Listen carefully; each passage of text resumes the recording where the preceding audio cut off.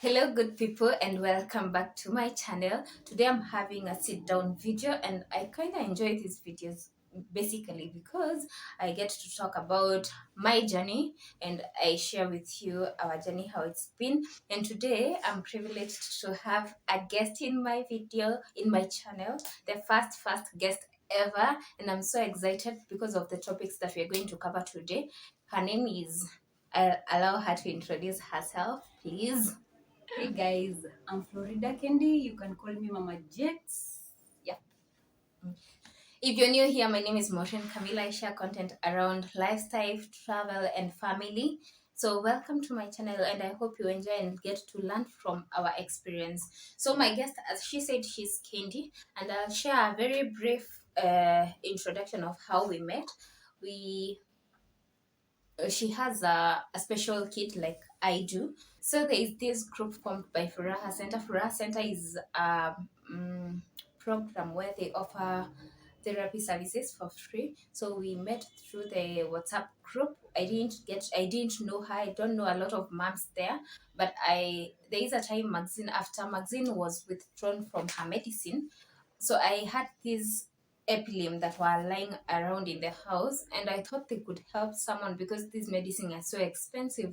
So I just posted in the group if anyone needs the medicine, and Kendi happened to uh, need them at that particular time. So we just hooked up and I took the medicines to her, and that's how we got to know each other. In And we've fact, been friends for in since fact, I then. was in fact tulikuwa online siwa wili. Yeah. So I just saw your message popping up and like who needs Eprim 200 milligram? And I was like, my son uses them, so I need them immediately because they're so expensive, baby. Yeah. So that's how we got to connect, and then we started sharing our journeys and how we have similarities. So on this video, I'll be asking her some questions because her kid has autism, Maxine has whatever she has, and in some way, despite them being special kids, they have some differences. So I'll let her take us through her journey, something brief about her journey, because she has also a YouTube channel. So for the whole story, you can go to our YouTube channel, which I'll link here below for you to just go and support her too. So So as I earlier said, I'm Florida Kendi, and you can call me Mama Jakes. In fact, I learned that Jakes ako autism at the age of almost 2 years. That is the bad situation about being an autistic kid. You can't realize when the kid is below 2. And what I mean about 2 years, unaona ile time mtoto ameanza kuwa na social life, like ana learn kuongea, kutembea, kusocialize na watoto wengine. That when I learned there are some differences na not kwa my son and other kids. and other kids, yeah. So sikujua. In fact, I was not the one who realized that my son ako autism. Ni brother wangu. My brother learned, my elder brother, and alilearn mtoto wangu ako na autism. And he suggested kuje Meru for check-up. Hapa kuna backlist, there is a ENT anaitwa Dr. Magiri. Huyo ndiye alikuja akaexamine mtoto, akaonyesha like the hearing iko sawa, but kuna mucus imedetectiwa kwa the left hemisphere. So he advised us twende further treatment, that is kuona neurologist, that is alitutuma Aga Khan. Tulikawia, you know, like hizo ni vitu mbili, like kuna shock, kuna financial instability, and they are needed urgently. So I had to absorb hizo zote for around 1 year. That was 2018. So 2018 sikumshughulikia immediately. 2019 ndo nilianza kumshughulikia, nikaenda Aga Khan. Yeah, nikabukiwa kitu inaitwa EEG. EEG ni kitu ya kutest brain venye ina function, the nerves zenye zina coordinate. But too bad, after hiyo EEG mtoto tulikuja kuambiwa like is autism, conversions zake za brain ziko sharp, like hakuna time hata akiwa ina sleeping mode azishuki hap. So yeah, that's when I learned mtoto ako na autism. So that's her story. She has a very detailed video on her channel, so kindly go and check it out. So for reference, how old is Jake? He's 5 years. 5 years, and you are June 7th, 2016. So you learned about the autism when he was 2 years. 2016, 2017, 2018. That's when I learned. How has your journey been for the 3 years that you've been with him, having learned that now he is autistic? Because there is that moment where you realize, so you start this journey. How has it been? I really can't put them into words because kitu ya kwanza, disappointment, uko in denial, like you are in doubt, like you don't believe like hii kitu ni real. And then the most, incidences ni mingi, but the most painful part, after I learned that mtoto wangu ako na autism, that when I lost even my marriage. The father was not brave enough to stand in as a man. Naweza kutekea mtoto care. I think for him, he thought disability is inability. Na aliona like maybe ata invest kwake. I don't know. For real, I don't know. I still have got so many questions zenye ningetaka kumuuliza live and direct. Juu he abandoned us the moment we needed him most. And the moment nilikuwa nataka like ile financial support, emotional support. So haijakuwa rahisi baby Camila. Haijakuwa rahisi for real. Being a young mother, a mother of 2, it's not easy. Before you heard the doctor say autism, had you ever experienced any child with autism, or was it the first time you heard that name? That was the first time I heard about autism. That was the first time I encountered a kid with autism. And funny thing about these kids, in fact, you can't tell. If you see my son, like when he's in a cool mood, you really can't tell. But akishikwa na hizo tantrums is a situation whereby anaweza kuwa hyperactive, like he can jump everywhere, he can be uncontrollable. So that when you realize huyu mtoto bidhe akona kasoro. But him being in a cool mood, you really can't tell. Yeah. You mentioned you are a mother of 2. How old is your Not other? 2 and 3. You're a mother of 3. Yeah, they are 3. I'll explain about that kid, yeah. No, we're talking about the small one. How old is he?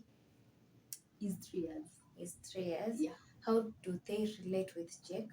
Oh my God, I've got so many episodes. I've got so many dramas. I've got so many touching moments. Nimekuwa na so many dramas, so many episodes zenye like me as a parent zimenifanya like zimeni break into pieces, but I had to stand strong kwake. Juu sometimes Jakes akipatwa na tantrums when no one is around, he can harm Liam. Now there is a video, I think I'll include penye alikuwa amegwarwa. I had to take him to hospital. I'll insert a picture of how the Jake is the autistic child. Liam is the younger child who is 3. So Jake had harmed Liam because Liam, as she said, Jake is hyperactive. So if left unattended with Liam, he can harm him. So at this particular day, he had done something. It was so sad. I insert a picture of it here. Yeah. So, and sometimes unasikia Liam anasema mom, huyu brother ameniham, mpeleke kwa polisi. So it's my duty to take him down, nimkalishe, nimwambie brother like hata nashinda wanzenye nitamueleza the condition of the brother. But one thing I love about him, and I thank God for him, he's small, but he's such an understanding man. He's a small kid, but he's so understanding. There was a time he called me, akaniambia mam, mimi nataka kuwa daktari. Nikamuuliza why, kaniambia unajua brother ongeagi. Nikamwambia ya ongeagi, but umtaki? Kaniambia no, nataka when I grow up nataka kuwa daktari ili nimpe dawa za kuongea.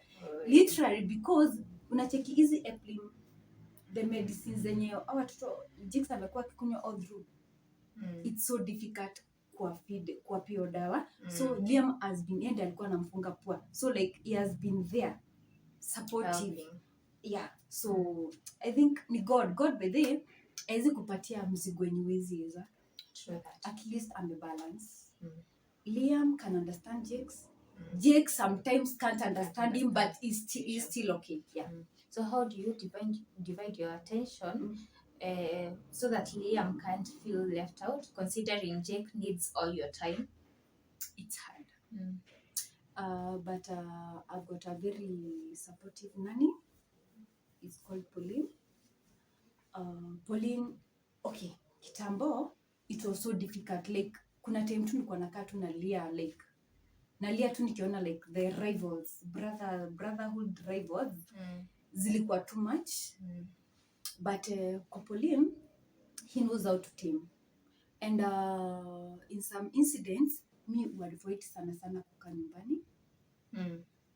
I would rather go 12 the whole day, come back late, come at least when I relax, I come see them briefly, then I just relax. Because I myself also need a quality time, because I need quality time, because I don't have that quantity time, because I'm the father figure, I'm the auntie, I'm the shush, I'm everything to them. So yeah, hata hiyo time ya kukaa nao bado itoshi.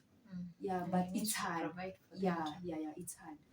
For the sake of anyone who doesn't understand autism, and this is no, I'm not bashing anyone, because as she said, she didn't know what autistic, she hadn't heard the name autistic before. The first time she went to a doctor, and the doctor told the baby had autism. So for the sake of anyone out there who doesn't know what an autistic child is, can you give a little reference with Jakes what autism is to you?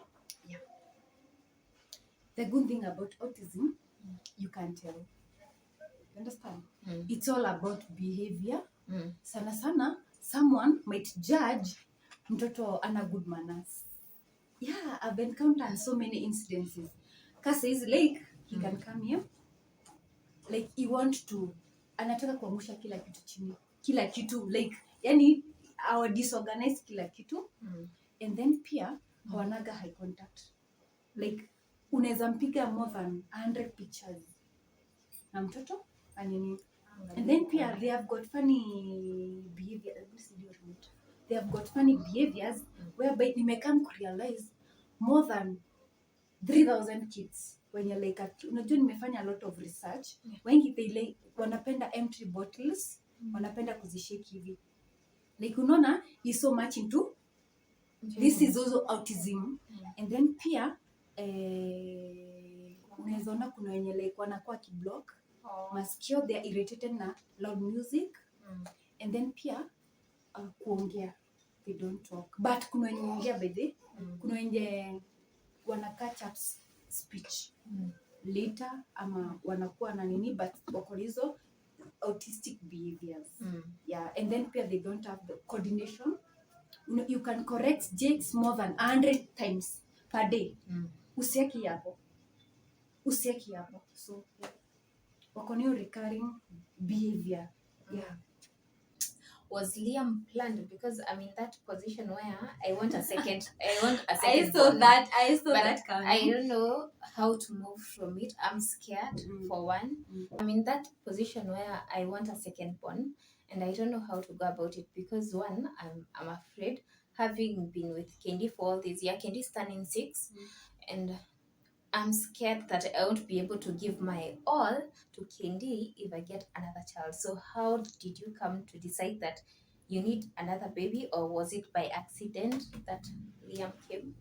First of all, let me thank God, because I earlier told you nikipata Jakes sikuwa realize like ako na autism go through. Mm. Na pia I had not planned for baby 2. It's just happened. I can't really explain to details, but I learned I'm pregnant nikiwa 4 months. Oh. Yeah, so like so it was unplanned. It was unplanned. Okay. And in fact, after the father, let me tell you, there is a scenario yenye umenikumbusha back then. After I learned I'm pregnant, and at the same, Jakes is autistic. That sikumaliza hata wiki nikalearn I'm pregnant. I was 4 months pregnant. Don't ask me how, but it's a story for another day. Okay. So the moment nili approach my husband, my ex-husband, nikamweleza like I'm pregnant and I'm 4 months old. He was quick to tell me it's easier to terminate the pregnancy. Usisahau si tumejuana naye juzi, ni msemekane from 2011.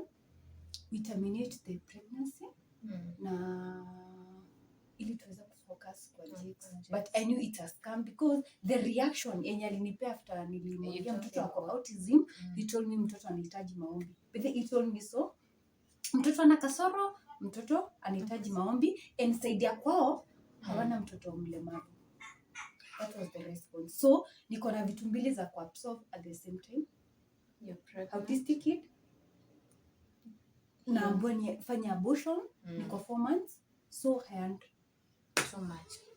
too much, but it's a long journey, Camila. Aki nikisema ni kuongea, I think we'll talk like all day.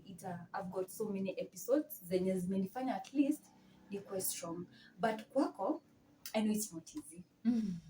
It's not easy, but let me tell you, I know you've built your faith to God. Yeah. And motherly love inakujaga tu automatically. Because pia mimi, okay, sometimes pia I can't promise I give Liam 100% nini. Because hata kwa shule, it's totally different. Kuna mwenye ana need more, na kuna mwingine like he can accommodate every environment. So pia kubalance, you just unaenda tu naangalia mwenye ako more needy. So me, definitely I go for Jakes. Yeah. So how has your family been helpful in this journey? Basically, city, we are that rich, and like you get everything that you need. At first, ningesema venye nilitoka Nairobi after our separation, nilirudi nyumbani, and the welcoming meant a lot. That duration when you walini welcome ili mean a lot. At least my brother ali understand Jakes haraka sana, like it could take long to understand. And then side yangu, me, I don't have parents. It's a story also for another day. Like staki ku complicate hizi vitu mob. So it was me to step in for my kids. So basically hapo kwa family, they have been supportive, both emotional, both spiritual, and both financially, venye like wanaweza. But me, I learned something. Mi nilijiambia kama the biological father amewabandon. So mimi kwangu nikiweka hope kwa my family, nilikuwa naogopa sana disappointed. You understand? Disappointment, nilikuwa naogopa sana disappointment. So the little I had, ama the little my brother could offer, I was okay. So kwa Kendi, yeah, just God. God hezi kupea task yenye utaweza Camila. I know you are a strong woman. I know you are a strong woman. So you just said, you mentioned something that I know also I struggle with. Umesema kama the biological dad could abandon his own child. Yeah. How do you relate with people out there? Are you welcome for relationships or something like that? To be frank, I've been single for 3. I've been single. I'm still single. And searching. And searching also. Yeah, I've been single for 3 years. No, I'm turning 4 years. Liam was September. Yeah, so I'm turning 4 years. Nimeshindwa like move on. Not because sikatini. But every time I see somebody is getting close, I just block him. So I'm even worried, baby. I'm worried now. I've turned 30. So si eti kuna mtu ashaikuja na akakuona na akaona watoto na akareject. It's just from the point of wewe mwenyewe how yuko hapo. They come. They come. They know your story. Remember, I've got my YouTube channel. Yeah. Kuna wenye wana try to reach out. Yeah. But that brave action ya kukuonyesha baby, I mean it. No. Stay here. Yeah. So since we are both in Meru, and I know I haven't found anywhere to take magazine, but I understand Jakes was in school. So how has that been? How's that journey been for you and for Jakes? Kama there is a cry moment yenye nime experience in my dark moments zenye like I don't show the world. It's your time of schooling. Mtoto imagine amefikisha 3 years bado toileting, no speech, hajielewi. You understand? Aiza atavaa viatu, amefika 4, no speech, toileting bado. And then if you try to take him at least kwa any daycare, they can't accommodate him. Reason being, wanasema kama daycare nambone watoto wadogo. No, he is a big man. So age inamreject kwa nini? Then pia the condition yake kuna time anakuwa vigorous baby, like is so harmful. Anaweza gwara mtoto, anaweza chapa mtoto. So pia the institution ya kumweka, like ile shule ya kumweka, baby nimetafuta for the last 2 years. Ilifika to an extent nikaenda confront Jadlin. At that time nilikuwa nimefika mwisho. Jadlin is the pioneer. They are the pioneers of Furaha Center where we met. Yeah. So I went, nikamwambia baby Jadlin, mimi sijui like after therapies watoto tunawapeleka wapi? Juu they can no longer stay kwa therapy hadi wa grow. So she told me one thing and I remember very well. She told me, saizi mama Jakes, kupata shule poa ya Jakes, it's not easy. But vitu zenye unapaswa kuangalia.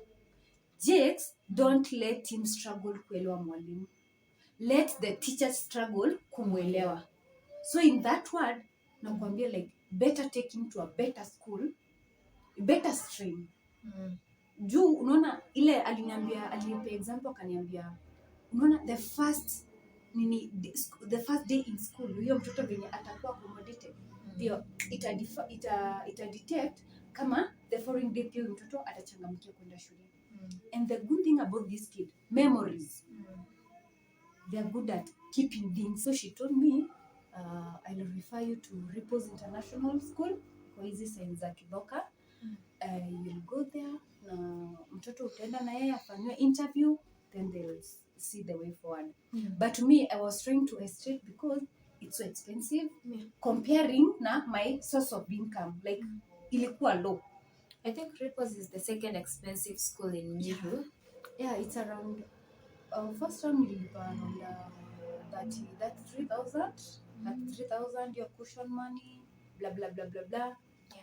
And then uniform, transportation at tiny 800 ya Ripples. So you can imagine Jakes ni kutafuna tu, but you have to maintain the class of the school. But I had to. So it's not easy, my dear. But you just take time, no rush. Ya Kendi achi kuja tu ita flow. Juu kwangu ni okay. You might think mbona nilichoose Ripples. Jakes nakwambia you is a good feeder. Yeah. Understand? But toileting hajui. So nitaka ile shule like after itakuwa inamwangalia after some time yeah, so that was the only school in Meru yenye iliweza ku accommodate JAKES. But I had gone to 7 schools zikimkataa literally. Wengine wananiambia nipeleke deaf, wengine mentally, wengine so many discouraging stories. So since you found out Jake is autistic and it's been now 3 years, how has he improved through therapy? So far he has not gained his speech, but at least he can play toys. They don't have social life by the autistic kid anapenda kuwa self-centered. They don't know how to play with toys. They love spinning things. Wheel. They all love.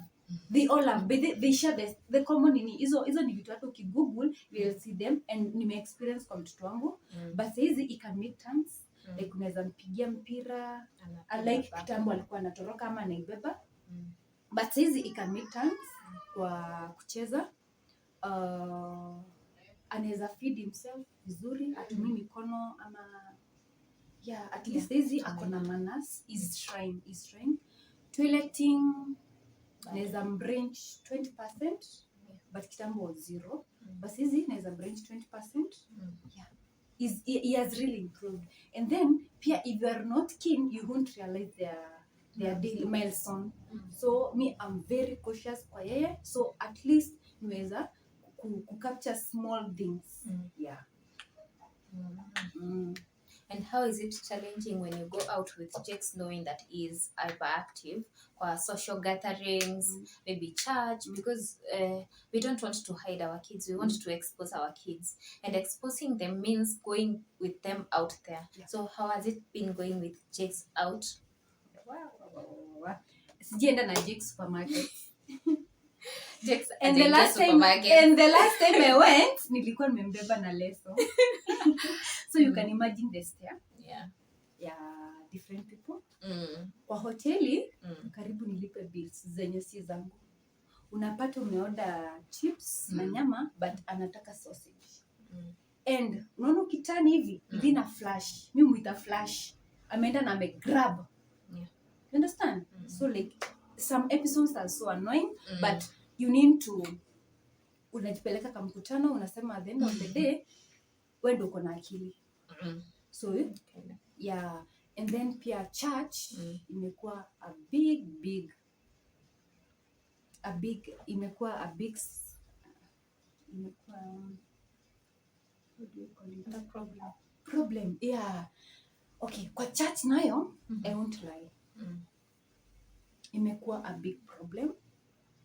There was a day I think I called you. You remember? Nikakwambia nimetoka service hata kama ijaisha. Ilikuwa story na mask. Understand? This kid awapendi like JAKES anakuanga so much irritated na mask.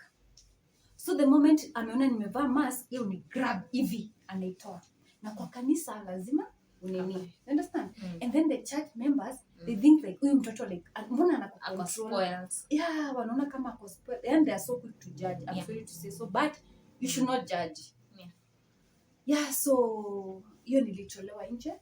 Nikaambiwa sipaswi kukaa church bila nini. And then pia ana make sound. So 30% of nini wenye wanasikiza the service, but 70% ni wenye wanakaa wakikumok tu na macho. Hiyo kukazia macho by the ikagipoa.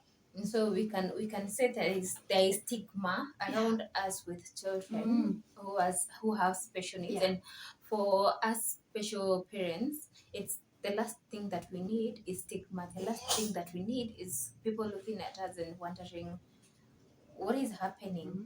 So how do you deal with people out there giving unsolicited advices about how the dad said mtoto anataka maombi, and not taking time to understand these kids? How do you deal with it? Hiyo ya baba in special case. It's a special case.